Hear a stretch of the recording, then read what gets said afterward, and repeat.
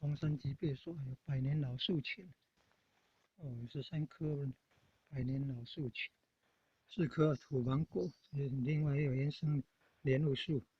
大公社土地段主是段昌老先生啊，姓段的。据段老先生子孙说，祖父当初种植这些树的原理是作为皮糖哦，你看有那个湖果，皮糖护体用。但万万没想到，100年后他们成了吉贝耍人最珍贵的资产呢。有了这些老树，让人觉得这儿晨间空气是那么的清凉甜美，而黄昏时数以万只的鸟儿归巢的景象。哦，这里有很多鸟，黄昏的时候有很多鸟会来这里啊，那是难得看到的奇迹啊！大公界因为有这些老树，更让人觉得它是那么完美。吉贝耍西拉雅文化村，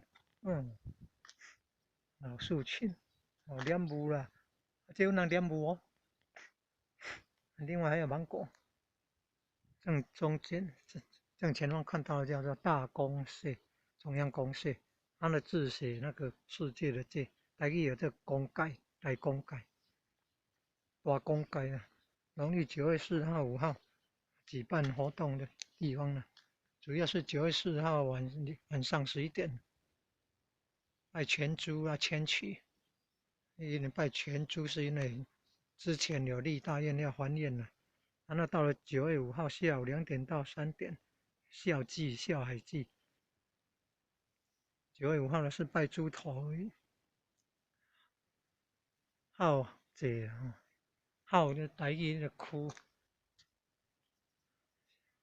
海孝那个孝，后来改用那个孝顺的孝。前方那个路啊，往南边走可以到清河宫，主要供奉清水祖师。